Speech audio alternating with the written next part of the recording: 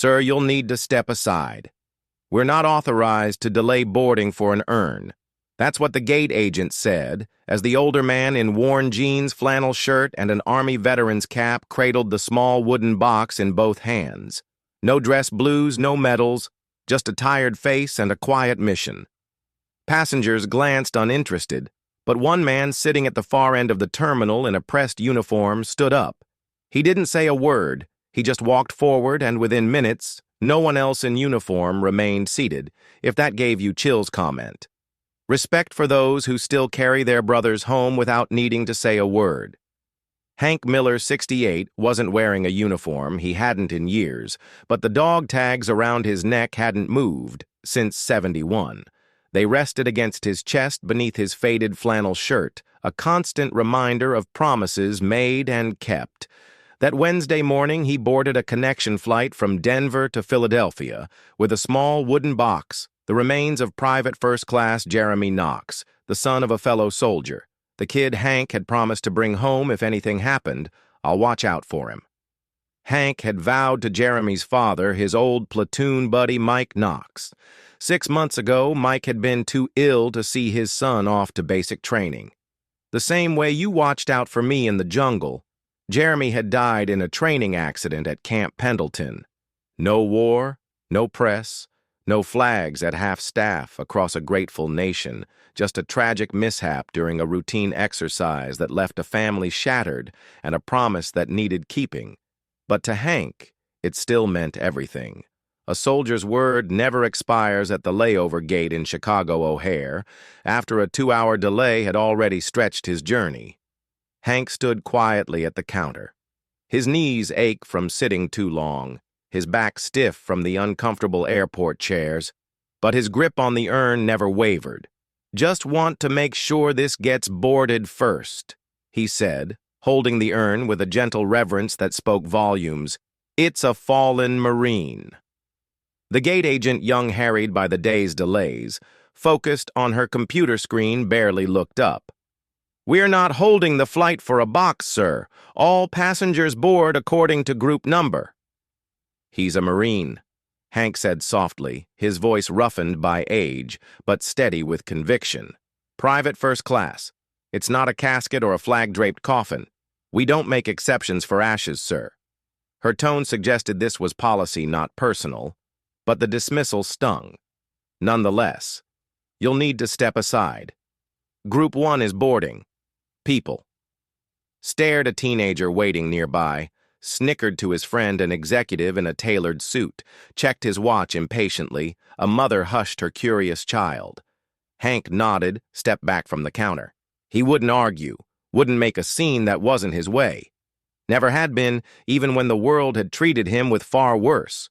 After his own return from Vietnam, he found a seat near the corner window away from the crowd, but with a clear view of the plane that would carry them home. One hand rested protectively on the urn, one hand in his lap, finger slightly curled as if still holding the rifle he'd carried 5 decades earlier. His reflection in the glass showed a face weathered by years, but eyes still alert, still watchful. Still on duty, a woman in a business suit nearby whispered to her companion, "I think that's a funeral. Shouldn't someone say something?" Her friend shrugged, uncomfortable. "Not our business." No one else spoke up. The boarding process continued, groups of passengers filing past Hank. Without a second glance, he remained seated, waiting for his group to be called, unwilling to separate from Jeremy's remains by checking them with luggage. Hank looked out at the runway where ground crews skewered around aircraft in the fading afternoon light. "Almost home, kid," he whispered to the urn. "Your dad's waiting, your mom too. Got a whole neighborhood ready to welcome you." A text message lit up his phone. "Any updates, Mike?" Hank's weathered thumb slowly typed, "Boarding soon, we'll call when we land." An elderly woman sitting one seat away noticed the urn, noticed Hank's cap, and quietly moved to a different area. Whether from respect or discomfort wasn't clear, but the empty seats around him created an invisible barrier across the terminal. A sharply dressed man in full military dress uniform adjusted his hat, Lieutenant General Marcus Rayburn, recently retired after 30 years of distinguished service, but still carrying every ounce of command presence that had led men and women through 3 conflicts. He had seen. Everything had been watching quietly, assessing the situation with the trained eye of someone accustomed to scanning for both threats and opportunities. The disrespect wasn't loud or intentional, but it was there in the casual dismissal, in the averted gazes, in the emptiness around a man carrying the ultimate burden.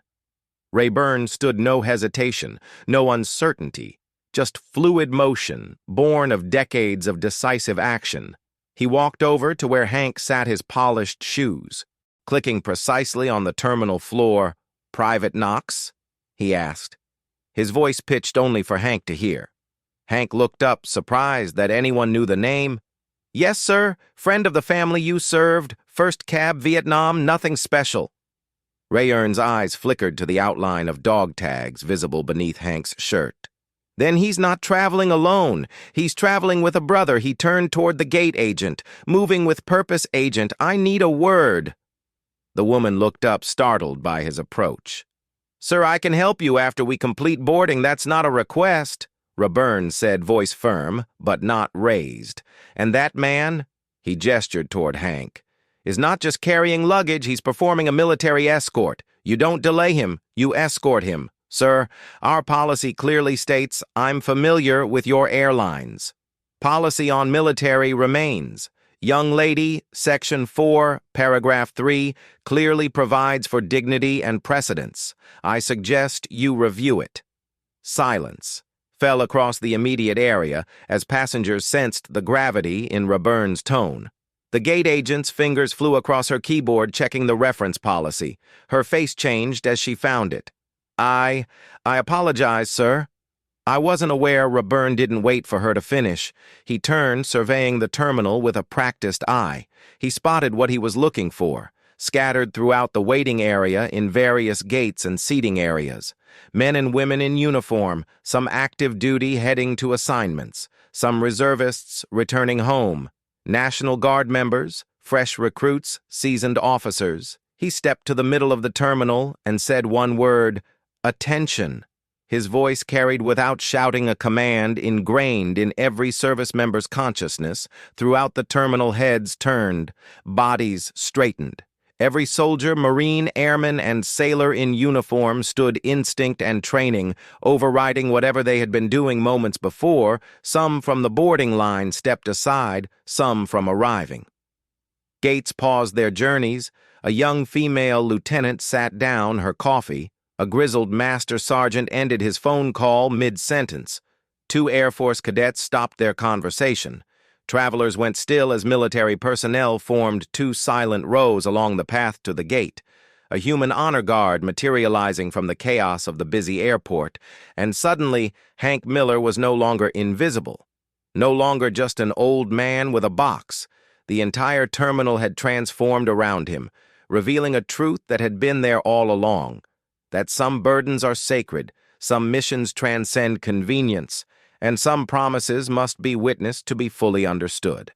"Mr. Miller," General Rayburn said, extending his hand, "would you do us the honor of walking with us?" Hank was confused. "I don't understand. Private First Class Knox deserves an escort to his final flight home. We'd be honored to provide it." Hank was asked to walk down the center of the impromptu formation. He didn't want to.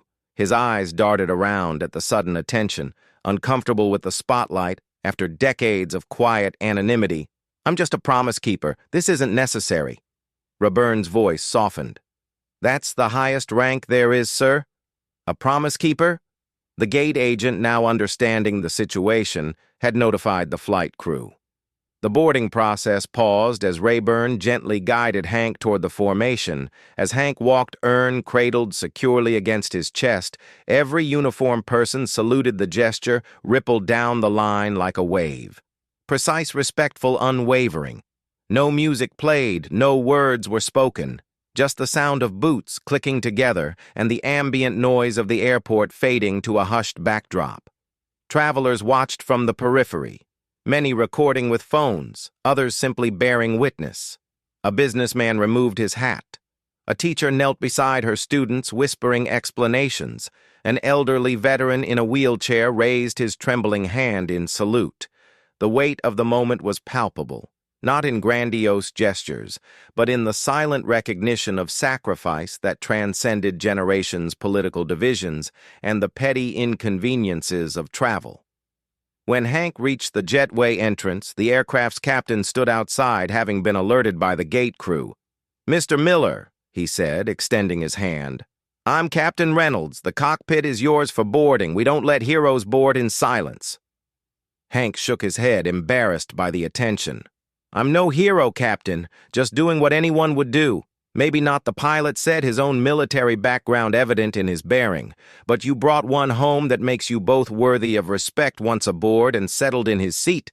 The flight attendant's voice came over the intercom. "Steady and reverent ladies and gentlemen, we have the honor of carrying a fallen soldier home today. Private First Class Jeremy Knox, accompanied by his escort, please join me in a moment of silent respect." The typical pre-flight bustle ceased. Passengers who had been stowing bags, arranging belongings, and settling in for the flight went still. Many bowed their heads. A woman 3 rows ahead sobbed quietly into her napkin.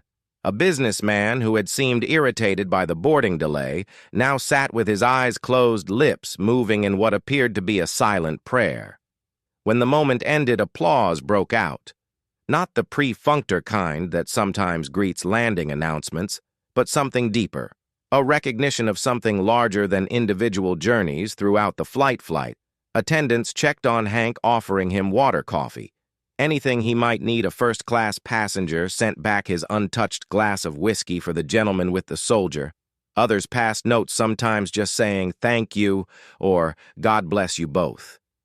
Hank accepted it all with quiet dignity, though the attention made him uncomfortable. This wasn't about him. He felt it was about Jeremy, about keeping a promise to Mike, about doing what was right.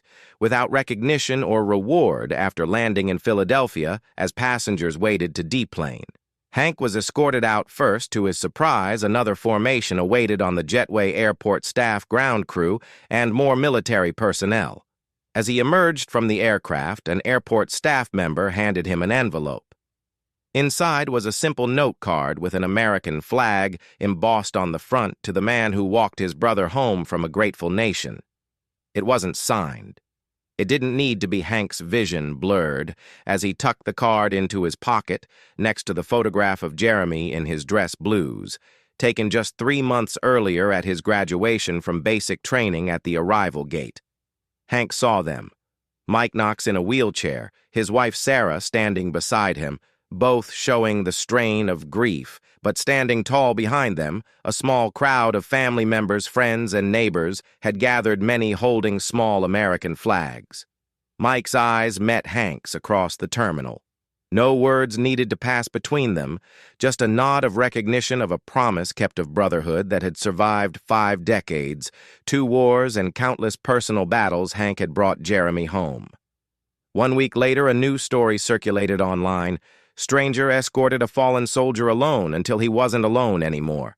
The video, captured by multiple passengers, had been viewed millions of times. Comments poured in from around the world. "This is what America should be. I served with men like this silent strength. No soldier left behind even after death." The airline, recognizing both their initial failure and the opportunity for meaningful change, announced a formal policy update. All military remains, regardless of how they were transported, would receive priority boarding and proper respect. The Chicago O'Hare International Airport renamed that terminal Gate Honor. It wasn't a grand gesture, just a simple plaque and updated signage, but its meaning resonated beyond the physical space. A plaque was installed beside the gate with a single line: "Some men wear ribbons, others carry them." Hank visited the Knox family the day after the funeral, wearing his only dressed pants and a borrowed tie. He brought with him all the notes, cards, and tokens that had been given to him during the journey. "You kept your promise," Jeremy's mother said. Holding Hank's weathered hands and hers, "He earned it," Hank replied simply. "He wore the uniform, that's all that matters." Lieutenant General Rayburn called Hank a week later, having tracked down his number through military connections. "Next time you fly Mr. Miller, you won't fly alone. We've established a network, just call this number." First, he provided contact information for a newly formed veterans group dedicated to ensuring no military remains traveled without proper escort. Hank was hesitant to accept more recognition, but when Rayburn explained that it wasn't about him, that it was about establishing a system for others, he understood now. Once a month, Hank attends escort ceremonies with younger veterans. He doesn't speak much, doesn't tell stories or seek attention, but when he nods in approval at a properly executed salute or adjusts a young Marine stance with a gentle touch, they all understand. Some lessons don't need words on the anniversary of Jeremy's return home. Hank visited his grave. He didn't bring flowers or flags, just himself and his silent respect. As he stood at attention before the headstone, he noticed something unexpected: footprints in the soft earth, multiple sets evidence of other visitors, other moments of remembrance. No soldier truly dies alone as long as someone remembers. And as Hank turned to leave, he spotted a young man in uniform arriving at a nearby grave. Their eyes met a moment of recognition passing between them. Hank nodded. The young soldier returned the gesture. The mission continues. Subscribe to Ironheart Stories if you believe no soldier should return home to silence.